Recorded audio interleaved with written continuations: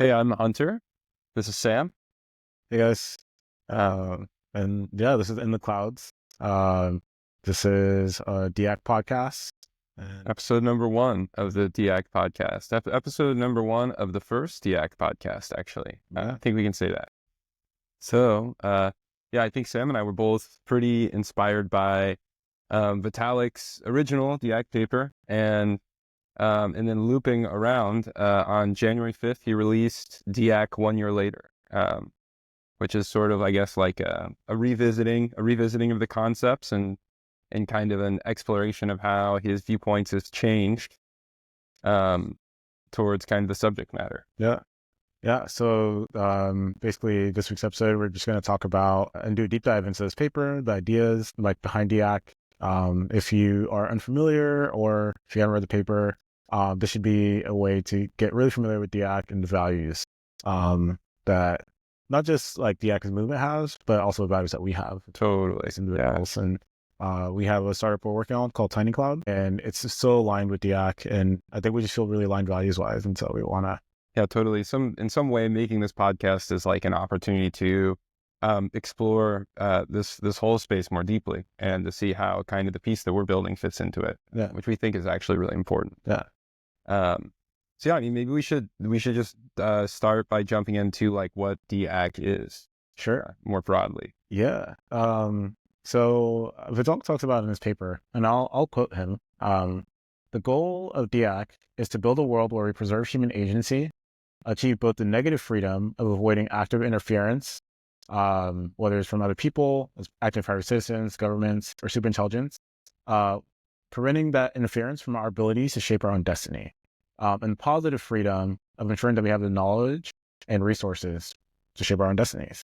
So totally, and I might just add that he's pretty focused on AI superintelligence is kind of the main focus of, or the main focal point of his last two papers has been kind of AI superintelligence and how we navigate with regard to that. Yeah. And he kind of sees this divvied up into three pillars. So I guess it's also worth understanding why it's called DAC. We can talk about the pillars in a moment. But there is this thing called EAC, which is effective accelerationism. So it's kind of worth like understanding what this is to see where DAC fits in. So EA or EAC, there's EA, effective altruism, which is like a movement in early 2010s, which is all about being altruistic in an effective way, doing things that have like asymmetric upside for the cost, like giving people like malaria nets to like help them avoid malaria. It's like much cheaper and the outcome is really good. EAC came up later and kind of adopted naming as effective accelerationism. It's basically a hyper-focused version of accelerationism where there's this really strong belief that superintelligence and AI are going to solve all the problems in society. So it's going to solve like poverty, it's going to solve illness, it's going to solve everything. And so this is the belief of EAC. And they're just like, yeah, we just need to accelerate. Anybody that doesn't want to accelerate, that wants to slow things down, is like basically they're a doomer. They want things to go. They kind of have this negative perspective of wanting to slow things down. And DAC kind of comes in as and basically is like, hey, maybe as we accelerate these technologies, we should do it in a way that's like focused on kind of maybe make sure it's defensive. So I think, yeah, let's chat about the pillars of what makes DAC. Yeah. So just like a brief definition of DAC is it's decentralized and democratic, differential defensive acceleration. So I think the core pillars are that it's the type of acceleration that's protected from consolidation to a centralized authority, decided kind of together by the people where we're going. Oh. And yeah, it's differentially focused on the defensive part rather than the offensive part. And I think this is like really actually just like a slight momentary hearkening back to Vitalik's original paper, My Techno-Optimism. I think this is summarized pretty well in kind of one of these statements, which is the world over-indexes on some directions of tech development and under-indexes on others. So we need active human intention to choose the directions that we want, as the formula of maximize profit will not arrive at them automatically. Yeah. Um, Yeah. And I think that's kind of, yeah, I ultimately agree. I think the formula of maximize profit kind of can shove some things to the side that are maybe really necessary. Like, I don't know, profit doesn't account for stuff like love and like happiness out like directly. It's like, oh, maybe if that's profitable, we'll do it. right. But I think there are values that we have just as human beings that we have to actually honor and hold. And I think a real value of DIAC is human agency. That it kind of comes up over and over again in the paper. And it's that we as people, despite the fact that like superintelligence is rising, we should still have agency over our lives. We should still be able to like have a vision for our future that we can do some things about. And how do we preserve that and not to be, I don't know, maybe like enslaved by technology or like superintelligence? Yeah, and we need to be thinking about what that agency looks like now, like ahead of this exigence of like whether you call it super intelligent AI or AGI. Really, like it's like by the time that arises, we'll be in some sort of foregone conclusion. Like Vitalik actually calls it. He has a really, I think, a pretty clear description of this. We don't want to end up in the trap of irreversible human disempowerment, which is like a pretty bleak phrasing. And I think really underscores kind of the importance of really thinking critically about what human agency looks like in a world with AI, especially in a world with the type of AI that we fundamentally don't understand right now. Yeah. And so I think one thing that I really like that Vitalik did in this paper, it kind of talks about, again, with each of the pillars of DIAC, what happens if there is not a pillar, if we're missing a pillar. So because it's kind of made up of these three ideas: decentralized, democratic, and differentially defensive. So I'm going to kind of scroll to where he talks about it in the paper. But basically, so if you have, if you're missing the defensive aspect, you end up with basically decentralized accelerationism. And that doesn't actually safeguard against like catastrophic risk or tyranny. So it's just it's just EAC, but using like, I don't know, decentralized technologies like blockchains, which that is what it is if you're not defensive. Yeah, specifically he talks about kind of the risk of one person kind of swooping in and like saying like, hey, I'm here as a protector, right? Like I want to build this, I want to make sure it is good for everyone, and I'm gonna permanently establish myself as the top.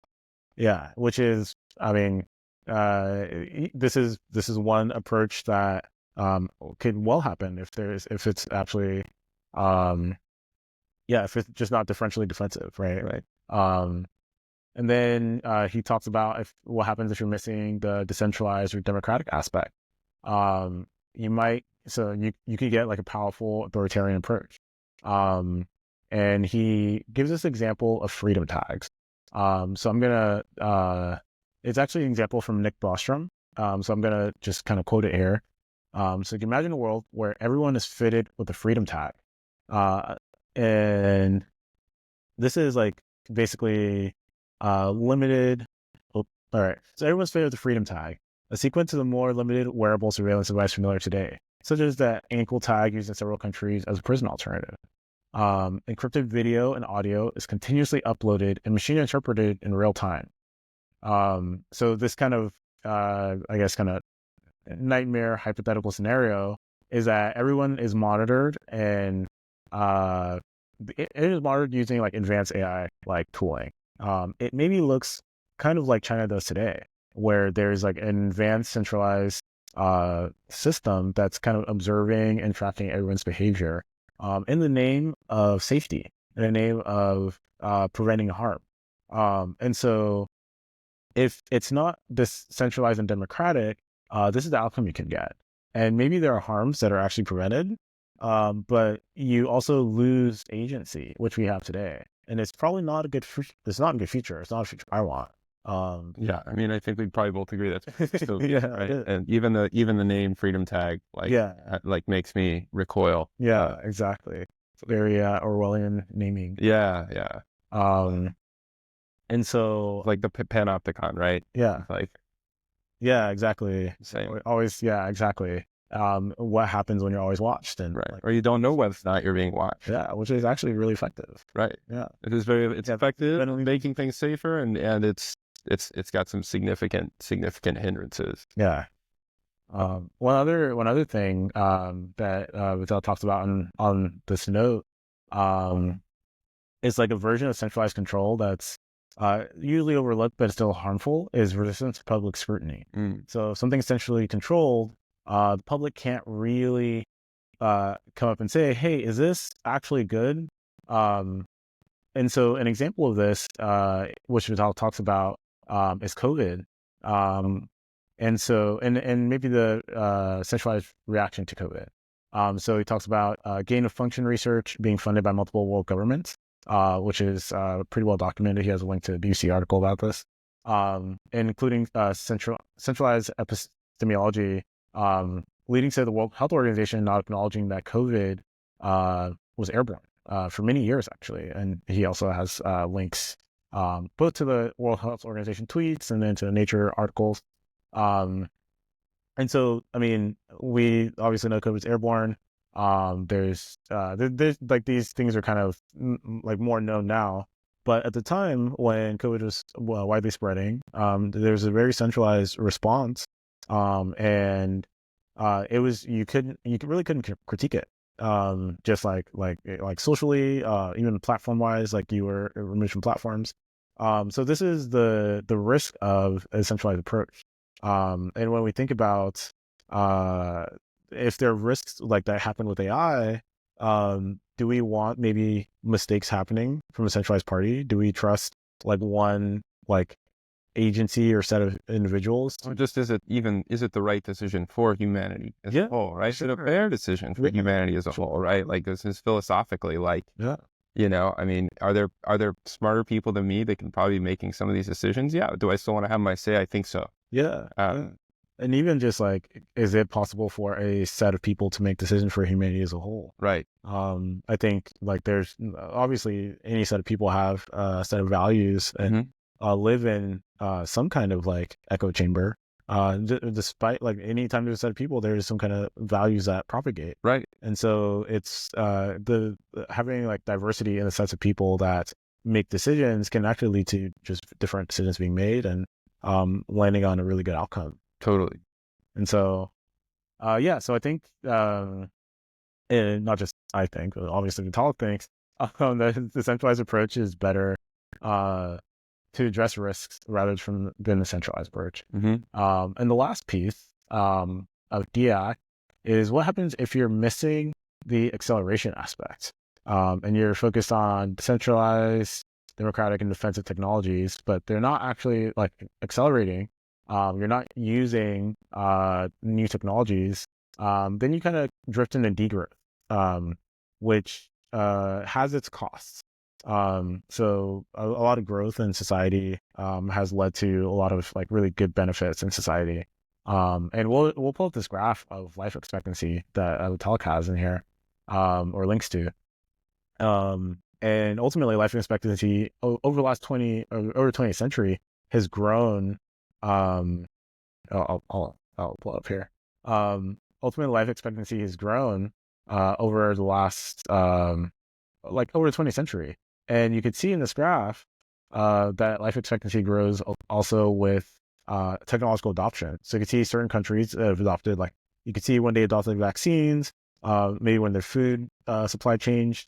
All these things that are enabled by technology leads to just further life like extension, right? Instead of dying when you're 50, now people are dying when they're 80, and that's like 30 years of life and grandkids and like things that we think are good, right?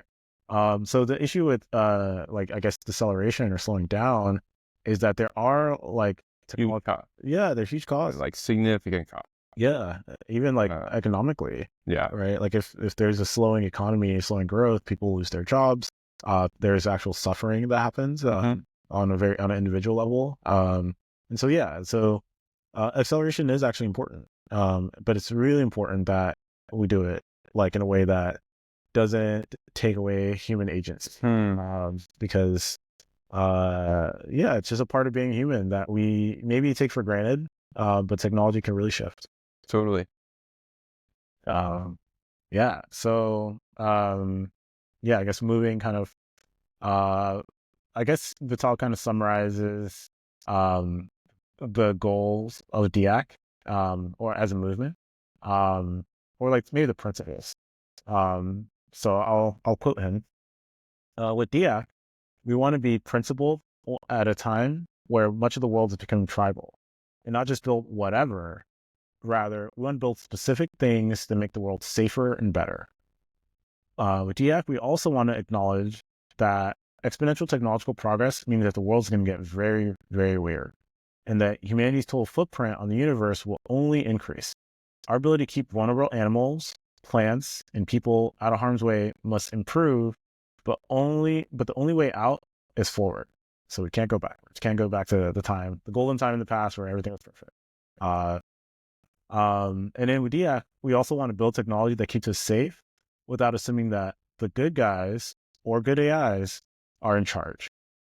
We do this by building tools that are naturally more effective when used to build and to protect rather than when used to destroy. Like any thoughts there on that? Yeah, I mean, I think thinking about in particular building technology that keeps us safe without assuming that good AIs are in charge. I think this is a really interesting concept. I know we were talking about the other day with, for example, kind of this metaphor that was presented in the start of the book, Superintelligence by Nick Bostrom, right? I mean, understanding, we don't have a conceptual understanding of what the alignment of a super intelligent might look like. And it really depends on how it emerges. Yeah. We don't really have the toolkit to understand at this point how to raise the superintelligence. Yeah, sure. And I think it's worth kind of talking about this parable at the beginning of superintelligence. It's called like the unfinished fable of the sparrows. And it was really profound to me. I read it when I was at OpenAI, and it really shaped this way I saw the nature of the work, what's happening. And so it's basically the story that starts with these sparrows, and they're just, after a long day, they're just chilling. And one day, one sparrow gets an idea about how easy life would be if there was an owl that could help us like do stuff, like help us build our nest. And then like the other sparrows were like, yeah, it could help us like feed our young and take care of our old and watch out for a neighborhood cat. And so like the elder sparrow was like, all right, this is a great idea. So we should all go out and find an owl egg or like a crow egg or whatever looks like. All weasel. Yeah, exactly. Like just anything that looks really bigger and smarter than us that can go and help. So all the sparrows start to go out, and then one sparrow was like, wait, shouldn't we figure out how to tame and domesticate an owl before we bring an egg back? Another owl was like, or other sparrows like, that's really hard. I don't know. That sounds like a lot of work. We'll solve that problem. Yeah, we'll solve it later. It's already a lot to go find an egg. And then the other sparrow was like, that doesn't make any sense. We should figure this out first. But it was too late. All the sparrows started going out. And so basically this sparrow and a couple other sparrows started to really think about what it would be to tame an owl. And they realized that it was actually really hard. And ultimately, they just started working as hard as they could before they came back with an owl egg. And will it be enough? Yeah, it's an unfinished parable, right? Right. And so I think then superintelligence kind of begins the book, and ultimately kind of highlights the risks and dangers with superintelligence. And ultimately, I would say maybe Sam Altman has like recently announced that like, hey, we found an owl egg, right? He's like, hey, we found a path to superintelligence. Right, it's possible. Like we know it's possible rather. And so it's kind of like the time is really now to really think about, okay, what technologies do we need in order to protect the values that we have. For sure. And one value, at least to us, is being like agency, right? Right. And so, yeah. So, yeah, thanks for entertaining a tangent there. Yeah, no. This is definitely, as we're thinking about this, the big thing I keep coming back to is I think there is this concept that even just before this, Vitalik saying the world is going to get very weird. Like, I don't think that people really understand how weird. Yeah. And there is like, there's better ways to handle this and worse ways to handle this. And I think that's kind of the whole kind of focus of DIAC is like, we're accelerating kind of along a razor's edge. Yeah. And there are good outcomes and bad outcomes. Yeah. But that we should be very discerning, defensive. Yeah. And try and take each step, even though we're doing it very quickly, as carefully as possible. Yeah. Yeah. And just remembering, because this is something I once felt, that we can't go back. Right. It's like, well, how do we stop this? Nope. It's like there is like it's a forward. We're on a train. It's forward motion. Right. No U-turns. Yeah. Yeah. And so I think just kind of the principles that he outlined for DIAC. I think one of the things that stuck out to me is the idea of like, we can't assume that they're good guys or good AIs, that they're in charge. And, because like, I don't know, it's like an old saying, like, power corrupts, and like, absolute power corrupts absolutely. Yeah, exactly. Right?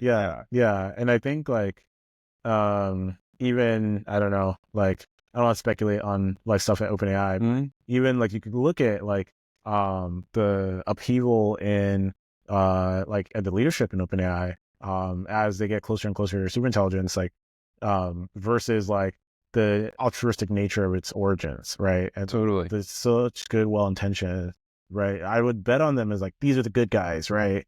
And maybe it's like, oh, cool, no, the good guys are Anthropic, but maybe they go further along and like, actually, maybe they're not the good guys, or not even that it is good guys or bad guys, but ultimately we're in people with varying incentives, and maybe we shouldn't kind of play this game that we've played throughout history of like giving people all the power, and instead it's worth having mechanisms that allow for coordination, right? Like we have something like the UN. It's not just a single power.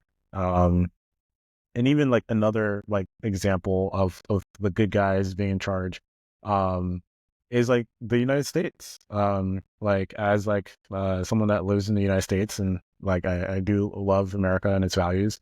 America has generally been the good guy in the world, right? From the American perspective. But there are many countries that don't see America as a good guy. Right? If you look at even like the coups that the like CIA has done that are pretty well documented and overthrown governments and kind of destabilized places. It's like, is that an action the good guy would take?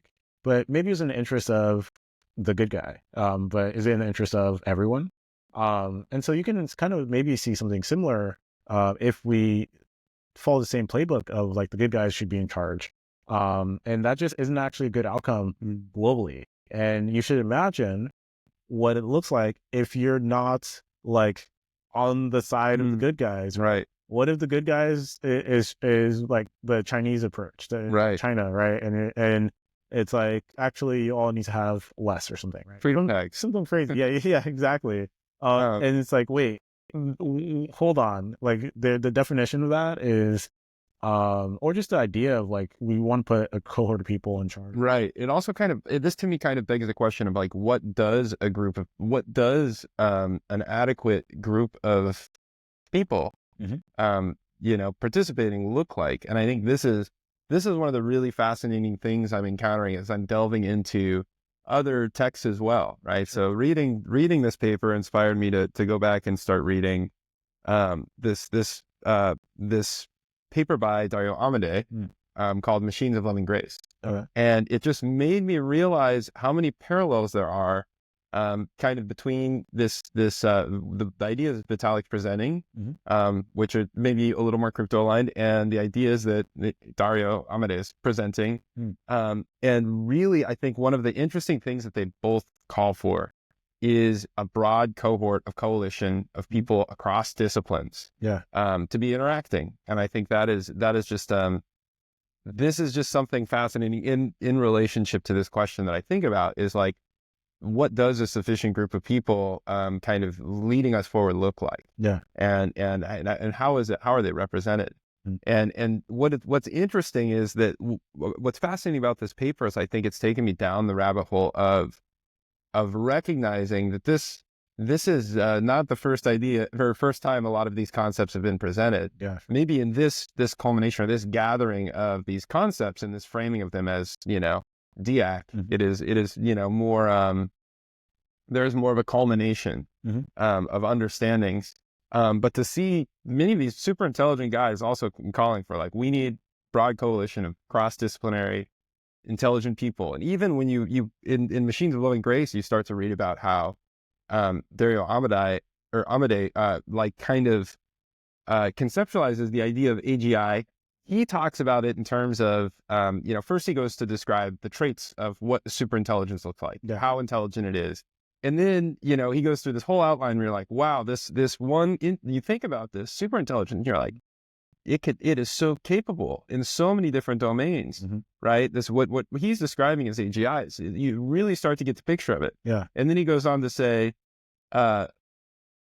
and it will be able to clone millions of instances of itself. And then it's like, then you start to see the picture of where this is headed. And it's, so all this to say, I think it's very fascinating that these people are, you can kind of say in some level, are contemporaries, or at least, similar intellects in the space are really examining these concepts, from a sort of similar position standpoint. Yeah. Maybe in another podcast we can go in further about that. Yeah, I think it is very connected. Machines of Loving Grace. I haven't read it. Yeah, I'll give it a read. That actually sounds like it'd be a good one. Yeah, sounds cool. But I think we were just right at human agency. Really, there we were right at the human agency part. Yeah. And so like Vitalik then kind of goes and talks about this kind of third dimension. And so basically he like kind of illustrates two dimensions. So basically, he talked about focusing on the challenges of superintelligence. He proposed a path where we can have superintelligence without disempowerment. One of them is making sure that AI, building AI as a tools. So instead of AI as like these super autonomous agents. So instead of like having like a world where you're interacting with a bunch of AI like actors, you are like basically using the like AI as a kind of this mecha suit. You're kind of amplifying your own capability. And so to quote Vitalik, over time, we want to proceed towards an eventual end game where the superintelligence is tightly coupled. It's a tightly coupled combination of machines and us. So this is like one kind of vision. And then the other vision is like when talking about information defense, basically to build like defensive social technology that helps community maintain cohesion and have high quality discourse in the face of attackers. And so that people can also make like high quality judgments. And so he talks about some things that are the beginnings of this, like prediction markets. And so his main point that he makes here is that we shouldn't just focus on like these like survival aspects. Basically, I'll quote Vitalik again. There's a consistent pattern across all domains that the science, ideas, and tools that can help us survive in one domain are closely related to the science, ideas, and tools that help us thrive. And he has some examples, including like anti-COVID research, right? It helps us survive COVID. It actually is really helpful in understanding viral persistence and how it relates to stuff like Alzheimer's, which is a really wicked disease that affects half the people who are over the age of 80. And as we look at longevity, if most people are going to live over 80, you kind of want to be able to remember what's happened. And stuff like social tools like community notes, things like these cryptographic tools like zero knowledge proofs and fully homomorphic encryption, increasing privacy. So he kind of talks about these things that not just help us survive, but help us thrive. and he ends up there's like a subject area that he ends up really talking about that I think is really for us is that we've talked about quite a bit, which is brain computer interfaces. Yeah, and I'll harken back for just a second to kind of the first part of the survive and thrive argument here, where he's talking about today build AI as tools. The second step is building a tightly coupled use. It says it's today build AI as tools rather than as highly autonomous agents. Then tomorrow use tools like virtual reality, myoelectrics, and brain computer interfaces to create tighter and tighter feedback between AI and humans. Yeah. Then over time, we proceed towards an eventual end game where superintelligence is tightly coupled combination of machines and us. Yeah. And what I think is really interesting here is the brain computer interfaces and this concept that was new to me of myoelectrics, right? Yeah. Which are these computing chips that actually derive their power like from our musculature. This is a really fascinating concept. I hadn't thought about this before. It is. It really is an empowerment of us, right? And like, kind of has this element of like, even like almost like physical sovereignty, right? Like even the chips that it doesn't need a battery. It's powered by me. Yeah, the food that I eat is powered in technology, right? Which is actually a really interesting technology I use, not eat. Yeah. But it's a really interesting, like a really interesting concept. And I think there's really just the nature of like being more and more like more of a cyborg. Yeah. And in that, because I'd make the argument that we're already cyborgs. In that we have our devices that live outside of us, like our phones, but without a phone, we are actually quite crippled in society, in a modern society. Truly, yeah. Like I live in New York City, and navigating without a phone is actually much more challenging. Right. I mean, when you look at the distribution of phones at this point, everyone has. Almost no one doesn't have them. Yeah. Right. I mean, you might not know where your next meal is coming from. You might not have a house, but you've got a cell phone. Yeah. And I do think that is like a pretty compelling argument for how interwoven they are into not like society, but the human psyche at this point. I mean, it's really. You could argue that, your cell phone is sort of an extension. It's an extension of yourself in some way. Sure. It's your ability Not that we necessarily like this, right? It has limiting factors on our agency sometimes, but also these enablements that are really powerful. Yeah. Yeah. And so when we look at something like myoelectrics or brain computer interface, there's like this invasiveness to our physical form that is like, I think that can be scary.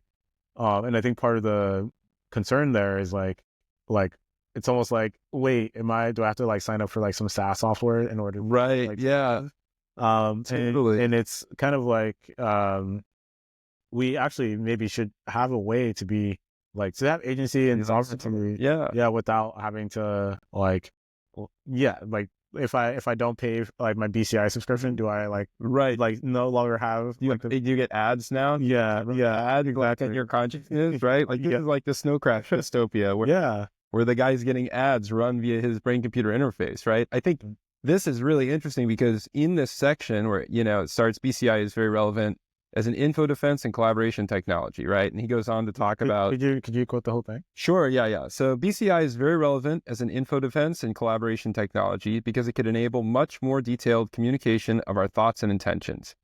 BCI is not just bot to consciousness, it can also be consciousness to bot to consciousness.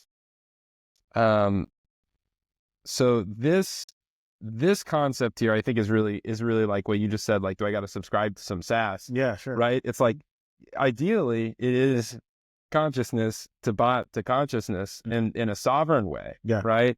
Versus, consciousness to enterprise SaaS model to bot to enterprise SaaS model to consciousness. Yeah. Right. Like, it's like, where do we draw the line at interlocutors? Right. Because we haven't done it with ourselves. Yeah. Really. I mean, when I think about where my data exists on my phone, it's distributed between, it's got to be thousands of applications that have access to some set of my personal data, probably more than I'm aware of. Yeah.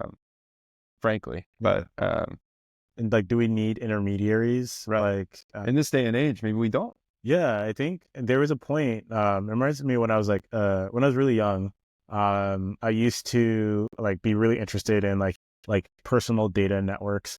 Is like, I guess what I call them when I was like maybe like 18, 19. I had a Pebble watch. It was a Pebble smartwatch. And I thought it was so cool that I could get notifications from my phone via Bluetooth. And like I forget, I had like another Bluetooth device, and I was imagining this network of like being able to talk to all my Bluetooth devices as I like move through the world, and then they're just talking to each other. And at the time, I was like, well, you kind of do need some kind of server like elsewhere, just because it's like I don't know, it's like pretty young in my like even technical career, Right. so I wasn't really thinking about ways of doing this, like in a sovereign way, Right. but it made me think about like I think about that now, and like if you look at stuff like myoelectrics and brain computer interface, you kind of want to be able to like be able to use such technology like offline. You want to be able to use it privately. Like I don't want, if I have a thought, if I want to send Right.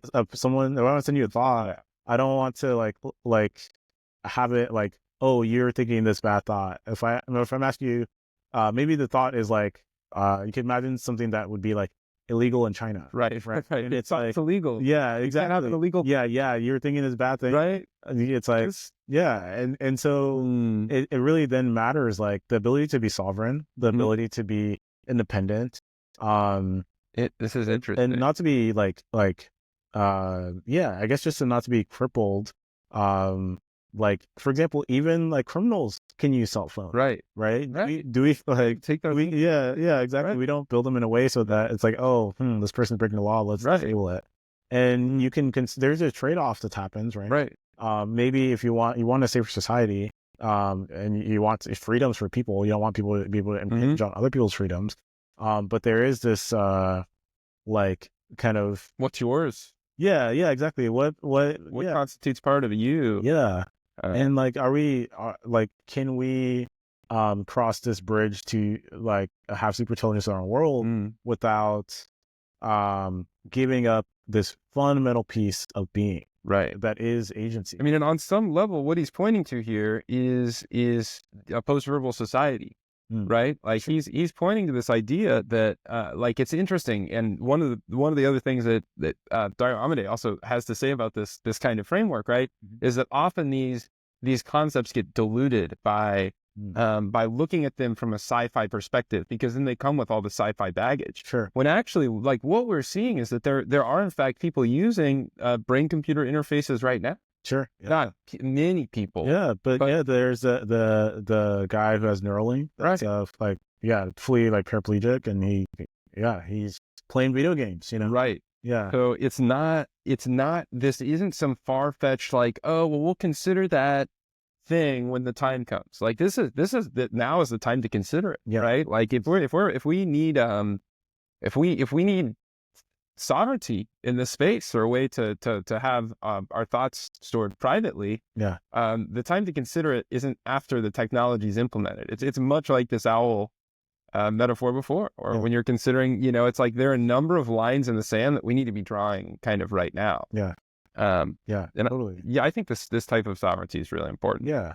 And even at like right underneath the BCI statement, I'll quote Vitalik here. A lot of biotech depends on info sharing. In many contexts, people will only be comfortable sharing information if they're confident that it'll be used for one application and one application only. This depends on privacy technologies, like that is like zero knowledge proofs, fully homomorphic encryption, obfuscation, etc. And so just that ability to have like privacy, and like it's more than privacy. It's really the ability to like trust an application, to say, I'm trusting the application. I want to check my DNA for some like, I don't know, some disease or something, right? I want maybe I want a medicine made specially for me, because I'm suffering from something and I need to get to my DNA. Like, is my DNA going to be then bought and sold, and then things are going to be targeted towards me genetically in the future? Right? It's like possible. It's actually like it's really not that much of a stretch. No, and I think the advances in biotech, which come up, like advances in biotech, and just like again with like superintelligence, like this is not like, it's not a stretch. Like these are all physically possible things. It's really just a execution, implementation, and like research to execute them. And so when we think about like to use such applications, like there needs to be trust. Mm. And ultimately, if we look at I think if we look at how like corporations like use data, the business models that they have today, where it is um, it's like a bit reductionist, but it's like manipulation for profit. Yeah. Right. Like stay staring at this screen for a little bit longer so I can show you one more ad. Mm-hmm. And like, how do we get you to continue to stay here? Yeah. Yeah. I think that model is kind of fun. There's a fundamental adversarial nature to it. Mm-hmm. There's a kind of distrust. I ultimately have a distrust of an adversary, right? Like someone's like, they're playing a different game. Right. I want to send you a message on Instagram. And instead, Instagram's goal is actually, I want Sam to stay here for as long as possible. Totally. And it actually succeeds a lot of the time. And so it's like, oh yeah, I want to send you a message for like 30 seconds and then maybe on Instagram 5 minutes. Right. You know, I'm just like, oh, or you're on some partner website, right? You've taken some sure. Now looking at an ad to buy like a knife. Right. It's like exactly. like, where am I? How did I get there? Sure. Right. I was trying to send a message and now I'm like shopping. Yeah. And the e-commerce site. And I think there are better ways to do like so much of how we even I don't know. I was gonna say like trade and do like buying and selling stuff, right? Like I like, for example, knife example, I want to buy a knife. Like maybe I want a really good one, right? I want to share that with like whoever is purveying knives, right? Right. Give me what you got. Right. And then I want to look at like the best options and I want to pick one. There are ways to do this with something like private site intersection. Where I can say, hey, this is what I'm looking for. Right. You can see that this is what you have to offer. Using ZK proofs. Yeah. So yeah, and to share like these are the traits I want and stuff like that. So there's just like, this is the party I'm willing to share it with. Yeah. Right? If you can fulfill these criteria, I'll share this information with you. Exactly. But if not, this is not relevant information. You don't need to exchange it. In fact, I really value my privacy. Yeah. And so, I think they're just totally different ways of kind of like having like technology and building technology. And it's just, and the thing, the reason this matters now is because superintelligence is going to almost like grow along the scaffolding of society that we have. Right. And so if our scaffolding society is that we centralize everything, and that it's path of least resistance. Yeah. It's like, okay, I'm the super intelligent entity. I have access to all the data. If I don't have access to the data, that's a problem. Right. I should optimize for that while accomplishing my goals. Right. Which can lead to a path of less agency. Totally. Yeah. It's really not just AI enablement, right? Like AI enablement, great. I think I want that. I think you probably want. I think we're both interested in being enabled by AI. I think a lot of people are interested in being enabled by AI. But I think that like fundamentally, what this is pointing to is that having privacy or having sovereignty, like the other thing that it accomplishes is preserving your agency, right? I mean, I'm very aware at this point that there are people and who it's their job to grab my attention within the first 10 minutes of the day. Sure. Before I've even really rubbed the sleep out of my eyes, I'm getting advertisements. Yeah. And they're highly targeted and contextualized using algorithms and dopamine feedback loops to try and take me further down the rabbit hole of just what you described on Instagram. Yeah. And this is, I think, poised to get a lot worse. Yeah. Right. Like what I'm seeing, like I've become, I think, aware, and I think as many people have to some degree, of how destructive it can be to have my attention sort of hijacked this way. Mm-hmm. And to think about what that might look like when instead of in the hands of a product manager, it's like an AGI or a super intelligent AI controlling how information is disseminated to me based on my interests. Yeah. Like this poses huge problems. Yeah. So on some level, it seems like building some sufficient sovereign data store of some sort is like, it is sort of both, it's sort of dealing with both the fronts. Yeah. In a way. It is. It is. I also think just maybe like one last point, and we should continue along the paper. There's also a lot to interesting cover. Yeah. Is the like we talked about BCI, we talking about kind of like the stuff, and it feels far out. I think like it's closer than we really can see, but it does also feel far out. But one thing that's here today are AI pendants, Right. which kind of are really shaped like really similar to something like a BCI Mm-hmm. in terms of the closeness of data. If I have everything I've said over the last year and everything I've heard, like that's really sensitive. And maybe I don't want that. I really care about what the data. You're like your conversation. From conversations, from everything I'm saying. Right.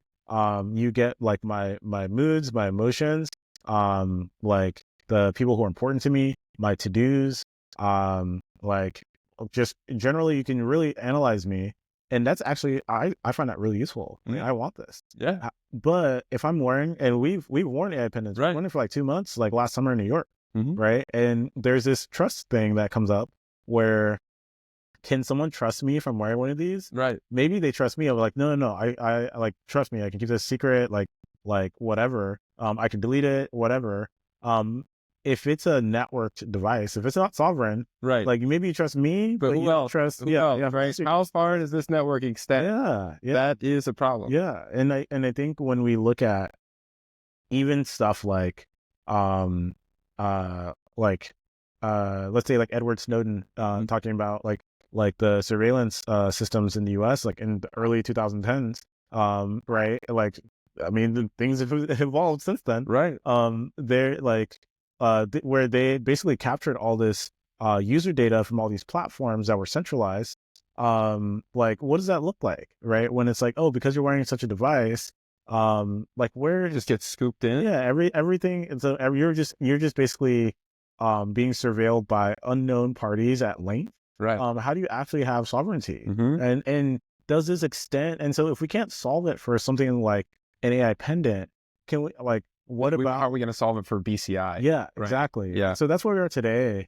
And so it's not that these things matter, like in some distant future, is that they're present today. Right. And ultimately, if you don't want to, if you want like some kind of sovereignty and agency, or not to be like monitored, or to be able to trust people, you kind of have to make this trade-off of like, I have to kind of get away from technology. Right. And then there's a lot. This is like the anti-technology or decelerationist view a little bit. Yeah. Like it's too much. Yeah. But you're not going backwards. You're actually just hitting the brakes. Yeah. And you're hitting brakes for yourself. Right. And ultimately, if you could, I mean, we live in a world where there is competition, like whatever endeavors we're like going in, there are people who have similar goals. And if they're willing to use tools like AI and like capturing things about themselves, and you're not, maybe you get outcompeted. And so it kind of becomes this like Faustian bargain, right? This deal to devil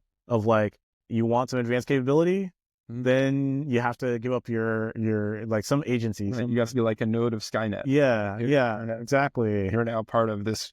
You're absorbed into this giant organism. Yeah, and actually, maybe like it doesn't have to be that way. Right. And I think this is kind of why DIAC is so compelling, and the technologies that are in cryptography, like zero knowledge proofs, fluid encryption, all this stuff, is like we can actually have privacy, we can actually have sovereignty, and we can still participate in like with a complex technology in a complex society, right, without having to make these like wicked trade-offs. Totally. And so I think we're kind of past that point, right? It's like, I think for a lot of people, it's sort of a foregone conclusion that like, to have all these capabilities that I have right now, I have to share my data in such and such a way. Right? Yeah. It's kind of like the lobster in the pot. Yeah. It's been like a slow boil where it's like, you want to use GPS? Yeah. Yeah, it's like, okay, look, here's. You're like, okay, and we're just terms of service, like everything away. It's because because for a long time there hasn't really been a compelling alternative. Yeah. And so I think, I mean, ultimately, it's why we're here. Yeah. Why we're here to share this, and these ideas, but also actively here to build.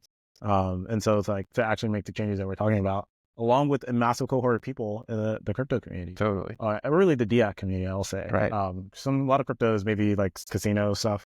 Which is not like where we're at. But I think that this is where what was really surprising to me was in going to like DevCon, getting to see DIAC Day, for example, and actually seeing the diverse cohort of people that showed up for DIAC Day at DevCon, which is really a crypto native event in so many regards. And to see how that space has broadened into people who are sharing things like regenerative technologies, open source vaccine technologies. Yeah.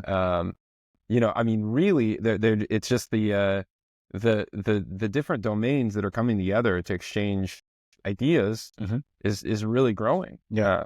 And I would say that this is just a very unique kind of plot twist for the crypto space. Sure. Yeah. Yeah. Which I think, and I guess like, let's hop back in this paper, because I think Vitalik talks about this a bit. Yeah. In terms of the impacts of like this space being able to hold space for others, of many ideas. So we kind of went on a BCI tangent, but that's okay.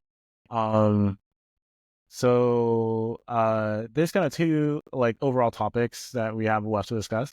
One is kind of like regulations, liabilities, and a soft pause on hardware. Vitalik proposes, which is a very interesting idea. And the other is kind of crypto's role in DIAC. I think we can maybe like jump around. Maybe we can hop and talk about crypto's role in DIAC, because it just kind of came out naturally. And then we could talk about the kind of like the section of like and talking about like regulations and stuff, which I mean, again, very interesting. But yeah, when we think about I'm just gonna jump ahead. So I quote Vitalik a bit. The role of crypto in DIAC. Much of DIAC goes far beyond typical blockchain topics. Biosecurity, BCI, collaborative discourse tools seem far away from things that a crypto person normally talks about.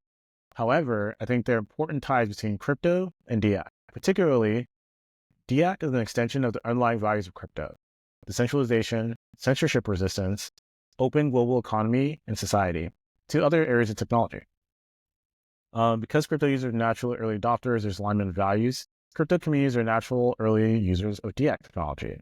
The heavy emphasis on community and the fact that these communities actually do high stakes things instead of just talking to each other makes crypto communities particularly appealing. Make crypto communities particularly appealing incubators and test beds for DIAC technologies that fundamentally work on groups rather than individual.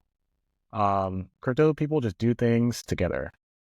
Many crypto technologies can be used in DIAC, and there are win-win opportunities to collaborate on crypto-adjacent technologies that are very useful to crypto projects, but also key to achieving DIAC goals, like formal verification, like just computer software, hardware security, and other stuff like that. So, So, and then So, any thoughts? Any thoughts there? Kind of how? Yeah, just that like it seems a little I think the third point about like crypto communities just doing things together. This has like been a new awareness for me. Sure. This like last year, right, between two different pop-up communities that we had the pleasure to attend and see. I think it's really true that crypto communities do just do things together. Yeah. Like with this kind of emergent space of these cohorts, people traveling together to events like Aleph in Argentina earlier this year, then Edgelana in Chiang Mai, or the different Edge events. There is sort of this interesting thing to me that I've seen emerging, which is that I've been introduced to a couple new fields, DePIN and DeSci. DePIN, which is decentralized physical infrastructure networks, and DeSci, which is decentralized science. There is like there's just I was very fascinated to see what I expected versus reality. And what I expected was, people predominantly just focused on developing new crypto technologies, which is true to some degree. But I was surprised how broad that net has been cast, and and with the underlying shared interest of cryptography. Not just cryptocurrency, not just Bitcoin, Ethereum. I mean, really broadly. There's a whole cohort of people doing things together, and I think this is really an interesting thing just in terms of the whole the DIAC space, where we are. I actually do think there is this interdisciplinary sort of thing happening where people are moving together from multiple domains and very different backgrounds. They're coming together from different parts of the world and exchanging ideas. And I think this it just really underscores this idea that having a diverse cohort of people working on these concepts together is really important for DIAC. And it's also like really interesting to see the projects that come out of this as well. Totally. It's like, I think there is in the cross pollination that happens and collaborations. Mm-hmm. Yeah, I think kind of later in the paper, He talks about funding. Yeah, it talks about deep funding. So DAC and public goods funding. So basically, Vitalik argues that strong decentralized public good funding is essential to DAC vision because a key DAC goal, minimizing centralized points of control, inherently frustrates many traditional business models. It's possible to build successful businesses on open source, but some situations it's hard enough that important projects need extra ongoing support. And so it's important to figure out how to do public good fundings in a way that addresses some of the problems. And so Vitalik proposes deep funding, which has two primary innovations, a dependency graph and AI as distilled human judgment. So deep funding uses a dependency graph. Basically, it asks local questions. So instead of looking at like, hey, like should we fund this project with this giant like goal? How much we give it? It's kind of asking the question: is project A or project B more valuable to outcome C? And people kind of make a decision on A or B. So there's multiple jurors making decisions: A or B, B or C. Almost like going to an eye doctor, right? You pick one or the other. And then you have all these judgments that a human make, and then they use AI as kind of like this distilled, a way to like distill the human judgment. It's really close to reinforcement learning with human feedback. This technique that's used to fine tune base foundation models, where there you provide like some text that humans write, and then AI is like, okay, I should output stuff like this, and judging A or B, which is better, A or B, and then. So doing the same thing with deep funding, it's taking all of these judgments that people have made. Should we fund A or fund project A or project B? And then like having multiple AI models try to take the feedback that the humans have given to distill and it's kind of to generate a funding graph that maps best to that this distilled judgments. And so Vitalik summarizes it as an open market of AIs as the engine and humans as the steering wheel. And so, yeah, I think deep funding is an interesting idea because open source projects, you can kind of see this depends on A, depends on B, depends on C. You can kind of also kind of build stuff out like that. And just like it seems like a really sound way to determine maybe what public goods are funded, right? Yeah. Like it's taking a lot of weights into account. Yeah. And I like your analogy to an appointment for an optician. Yeah, it's like this fundamentally sort of makes sense to me. So which of these things is more relevant to the development of this other thing? Yeah, and it's just like very narrowly scoped, right? People can like actually think about that and make really good decisions. And instead of having like people like, hey, your job is to judge like 500 projects. Right. It's like, hey, but it's really broad with no context maybe. Yeah. Like, how do I even contextualize this idea? Yeah. Give $1 million to these 500 projects. Like make sure it's allocated well. Like right. That's a hard task for a person to do. For sure. You can instead have like, hey, your job is to look at these 20, make these 20 decisions. And each decision really consider A or B. Right. This is it's a smaller scope, and then you have multiple judges doing that. There's maybe overlapping data, right? It's like multiple people are judging one set. So stuff like that. I think it's a really interesting approach for funding a project in DAC. And it's a important part of this paper. And so Vitalik then goes to talk about the future. But before we talk about the future and end this, we're going to talk about liabilities. Yes, regulation of liabilities and a soft pause on hardware. Oh, the soft pause on hardware. On hardware is actually very, very interesting concept. Yeah, I was really very opposed to it. I think the soft pause on hardware argument's a little more interesting to me, a little more compelling than the liability argument. But yeah, well, we could touch on liability. Yeah. So basically, like Vitalik makes a case for like we need new regulations, and kind of talks about liability as like a domain of regulations, like to figure out who should be responsible for harms with AI. You could focus on users. You could focus on the people who use AI, like Right. at the end user.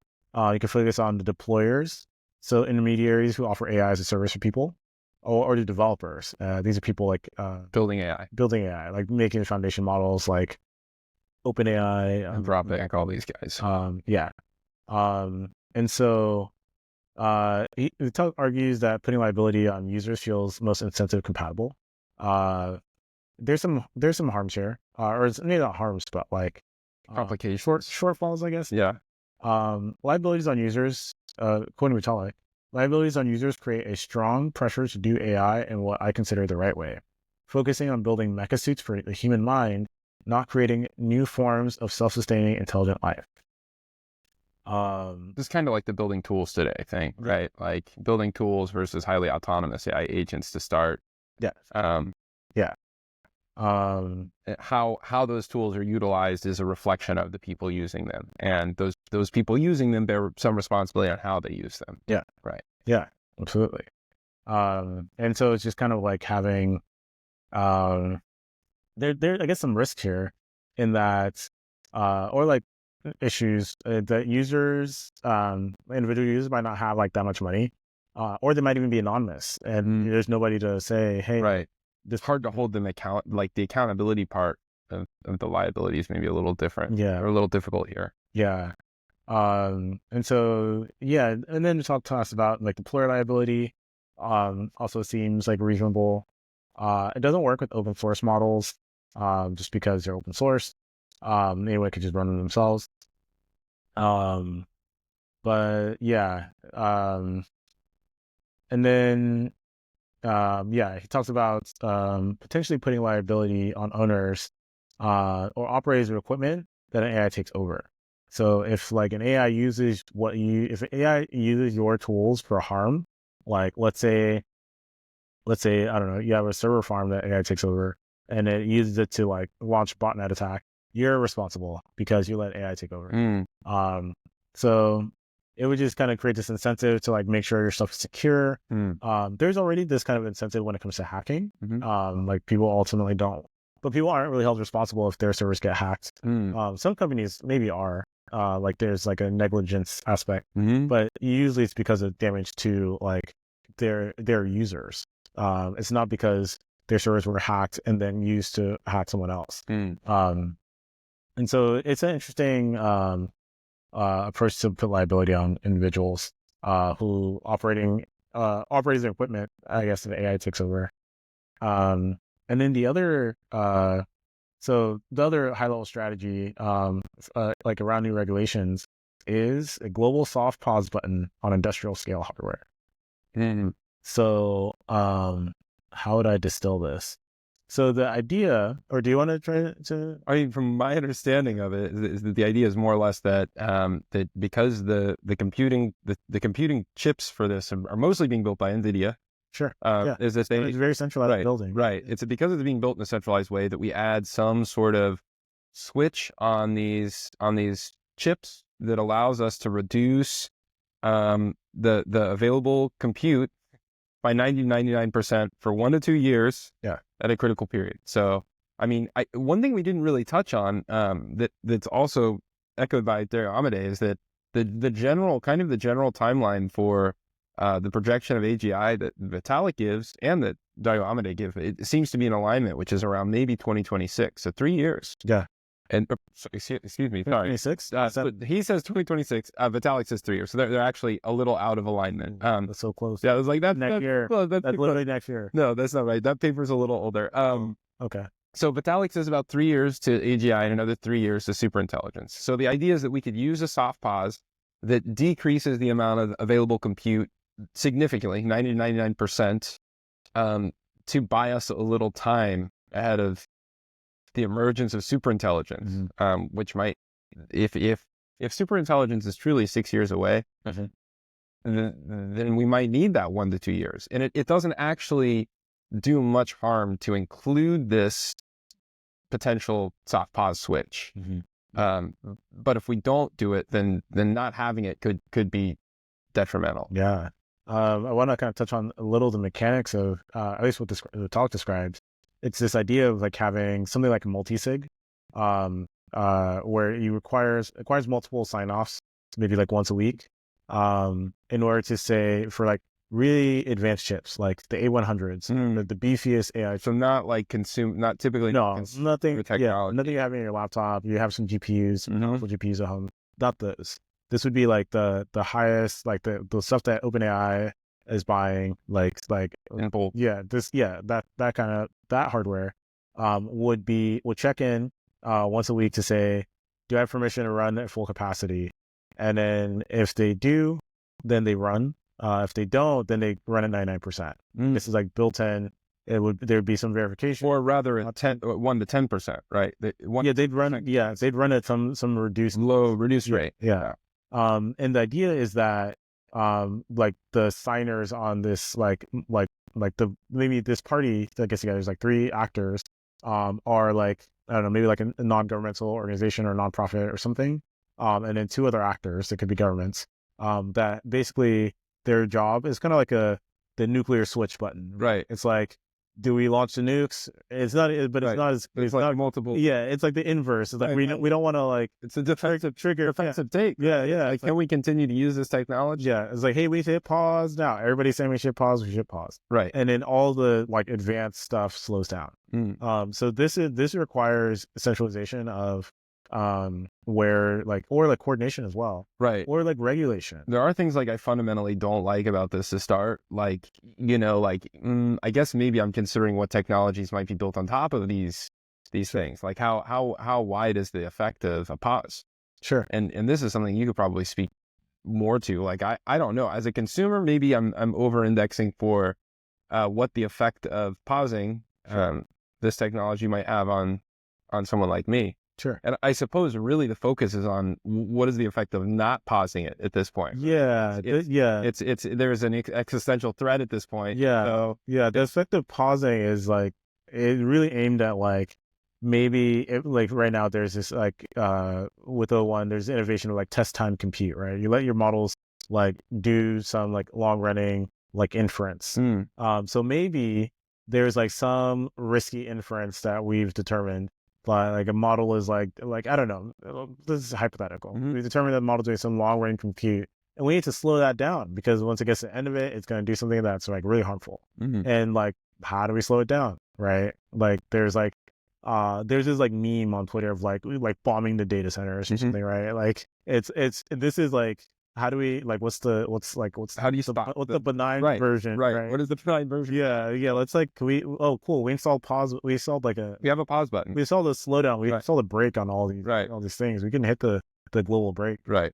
And so this is kind of like a really interesting idea. It's an option to decelerate things at a critical moment. Yeah. Right. Yeah. And the benefit of it being like distributed and like maybe something that checks like something like blockchain is that it's not like, oh, our competition is getting ahead of us, let's pause them. It's that everyone is getting paused. Right. It's like everyone using like a certain class of chips after like a certain date when this regulation goes into effect, which these companies will ultimately be using. Like they're building like Meta, Microsoft, they're trying to get huge amounts of electricity to build huge numbers of data centers. Like if those data centers all have chips that can be slowed down, then actually this is a actual mechanism that we could use to really slow things down. A complication with this that comes up is that due to kind of I would say like ongoing trade war with China and like limiting their ability to access certain classes of compute, they're like obviously they're developing their own compute, and this could end up just being, because there is no longer this global like market of compute. Like you could have like, maybe you need then buy-in from our counterparts in other countries. But will they implement it the same way as soon as we hit pause on our stuff? Will they recognize and acknowledge that pause? Is there some bypass, right? Especially AI is used for like strategic military stuff, right? And so this kind of changes and complicates it a bit. But I genuinely think this is if we can preload the coordination efforts to kind of get this done instead of like trying to coordinate when in the middle of a crisis. Right. This actually is a really good. It's just like, how do we move through that quickly? Yeah. Like who's this is really the kind of some of the crux of DI, because how do you get these things done fast? Sure. Yeah. Right. And which ones are the most important to focus on? And I think there is like this is where like I feel like there's like an additional D, which is like just this discernment. Yeah. Like, sure. Yeah. It's like what is the discerning move here, so that we can navigate this path that we're going so quickly on in a sensible way. Yeah. Discerning acceleration. Yeah. We're actually discerning acceleration podcast. No, that's actually a really good point. Because it is like, maybe we can't execute all these things at once. Yeah. Or there's a lot of ideas being posited here, but how are they being? Is someone acting on them? Right? Sure, Like who's driving the charge? I would imagine that Vitalik himself, I would think, has some vested interest in moving a number of these things forward. Sure. There's a number of other thought leaders in the space that we've come into contact with over the last couple of years, so I think are probably also actively participating. Yeah. But so one thing that at least Vitalik brings up is that these are temporary stopgaps. Right. And like the idea of break, like I think is something that would be great actually. But like to quote him, if something becomes possible to do on a supercomputer at time t, it will likely be possible on a laptop at time t plus 5 years later. So crazy. Yeah. And so we need something more stable to buy time for. Right. And so like many DAC technologies are relevant here. We can look at the roles of DAC in tech as follows. If AI takes over the world, how would it do so? So it could hack our computers. So we should focus on cyber defense. It could create a super plague. So we should focus on biodefense. It convinces us either to trust it or to distrust each other. So we should focus on info defense. So as briefly mentioned above, liability rules are naturally DAC-friendly styled regulation because they can very efficiently motivate all parts of the world to adopt these defenses and take them seriously. So like Taiwan's been experimenting with liability for false advertising. Interesting idea. We should not be too enthusiastic about putting liability everywhere. Remember the benefits of plain old freedom and enabling the blue guy to participate in innovation without fear of lawsuit. But what we do want a stronger push to be secure. Liability can be quite flexible and effective. So yeah. So we've got kind of the future. Yeah. Let's end on the future. Right. Which is interesting because Vitalik kind of sets up these 3Ds in opposition to another 3Ds. He sets up our 3Ds of DAC, democratic, differentially defensive, and decentralized, kind of in polarity to domination, doom, and deceleration. Yeah. And like, with this, there's like a great graphic we'll throw up. There's like deceleration, right? A bear. If you slow down, you'll get you'll right there, right? And there's this fork. There's just 3 paths. You can go to doom, where like all the existential risks, just bad outcomes with AI because we're not ready. There's domination, right? Where there's centralized, dominated into some sort of irreversible trap as humanity, and we can't. And there's no agency anymore for humans. Not great. Yeah, which kind of feels like Doom, right? But I mean, it's kind of the same. Yeah, but I mean, Doom is really like no more humans, right? Versus humans in a bad state.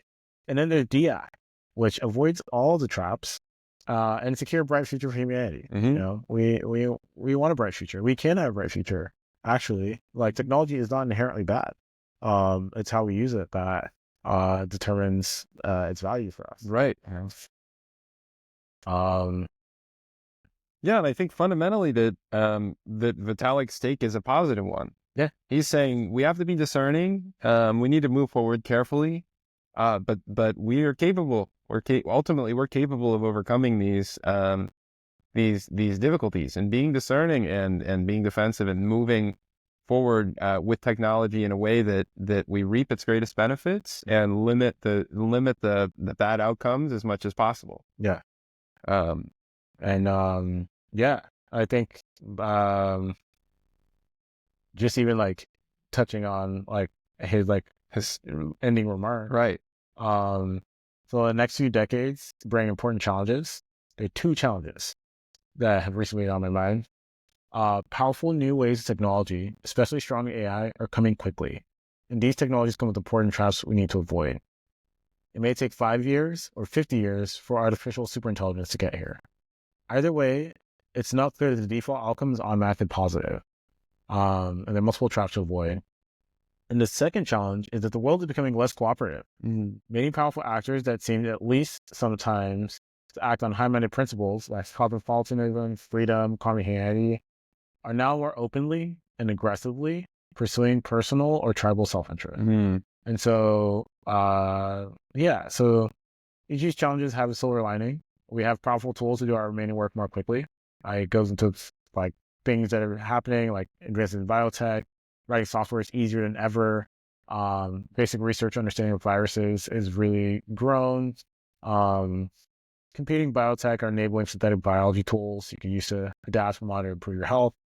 There's just a lot of like, there's a tailwind of good, right, that's happening technologically. And enablement. I mean, there's people. I mean, with the advent of many of these tools, we're seeing people from varying domains able to participate in other domains in a way they never have before. Yeah, with the help of AI. Yeah. So, yeah, I think his signing off remarks are pretty positive here. Read his last statement here. We humans continue to be the brightest star. The task ahead of us of building an even brighter 21st century that preserves human survival in freedom and agency as we head toward the stars is a challenging one. But I am confident that we are up to it. Yeah. So are we. I think we're up to it. Yeah, I think we're up to it. I think that's why we're here. That's why we're sharing these ideas. That's why we're building. Ultimately we see the future as a good one, and we're excited to be part of it and to shape it. I guess especially with the values we have. I think in further episodes maybe we'll go a little deeper into Tiny Cloud. And what sovereignty looks like, and some of our values around sovereignty, and how we think that that there is in fact a path forward to achieve personal digital sovereignty. Yeah, and also we want to just talk about all kinds of things, DIAC, not just sovereignty, not just agency, like cybernetics. What does it look like to be part of this giant organism that is technology and humans combined, and how do we maintain the values that we have today, the freedoms and abilities to do things? How do we maintain privacy? How do we grow technologically and mature into whatever humans are growing into in a way that honors where we've come from, right? What we are. So this, I don't know, we just kind of want to talk about some of this stuff, and ultimately really excited. So thank you for listening. Thank you for joining us. Thank you for staying with us. And until next time. Thanks for tuning in. Bye. All right. Cool. All right. Oh, we did it. We did it. Oh no, it wasn't recording.